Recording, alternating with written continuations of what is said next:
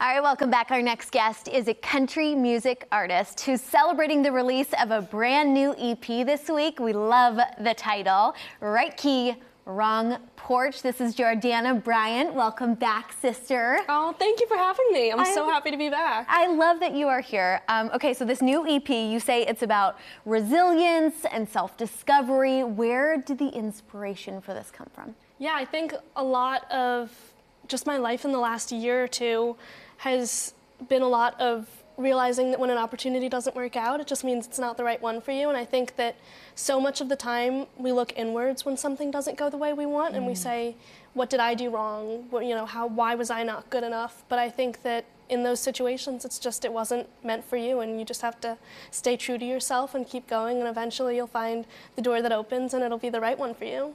This girl is 19 and she's wise beyond her years. I said that the exact same line when you were on set with me last time. Aww. But how do you get past that? Like you said, a lot of us go inward. Is there a certain mantra that you have?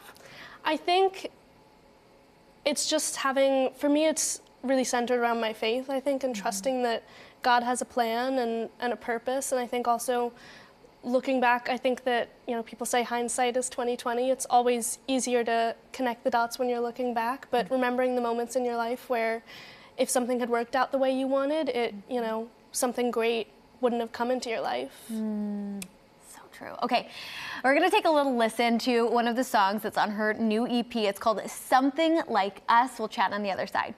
Something like to that feet, no rhythm, feeling alive when you're with them. There's no good definition, but it's gradual and it's all at once. It takes hold of your plans and then it throws them out the window.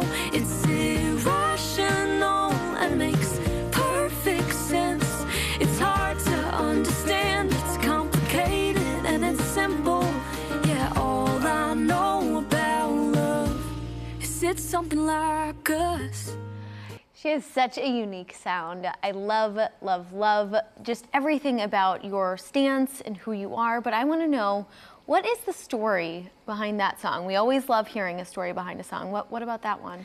Yeah, I wrote Something Like Us about how I think love is oftentimes it's a lot of contradictory things, and I was talking to my dad, and my parents are, I think, the best example of, what really being in love looks like. And I was talking to him and I asked him, how did you know that you were in love with Mom? And he said, well, it was immediate. The moment I met her, I knew, but it also grew every day. And it made perfect sense, but it also made no sense at all because, we were living in two completely different states, and, we had such different lives. And so he was talking about all of the, paradoxes of love and how at the end of the day, it just, that love feels like what you have with that person, and it's very intangible, but it's hard to describe, but it's just so clear when you're in love. And so I went into the studio and I wrote this song with two of my favorite co-writers, and it's really special to me because they've been such a great example of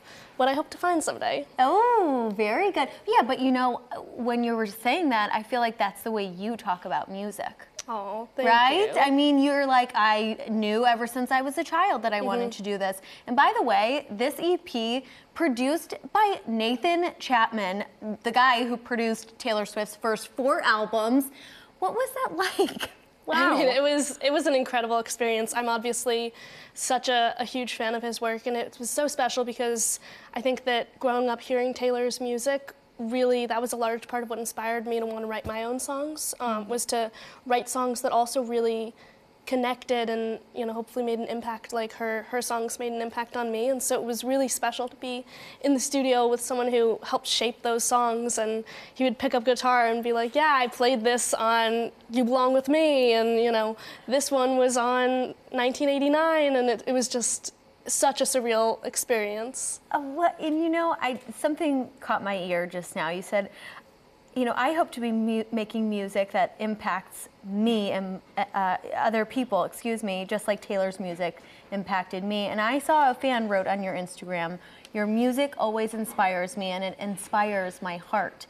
What is your message to your fans? Oh, well, it means so much to me. I think that the message that I would want to share is just stay true to yourself. I think that being authentic and being real and being kind to yourself is the most important thing that you can do, because there's so many, I think that in music you find this all the time. When you move to Nashville, there's so many talented people, there's so many incredible singers and writers, but you're the only one that can say what you have to say, and if you stay true to yourself, that's where you're gonna really win, and that's where you're also gonna be the most fulfilled. Oh, so good. Thank you so much. I'm so proud of you.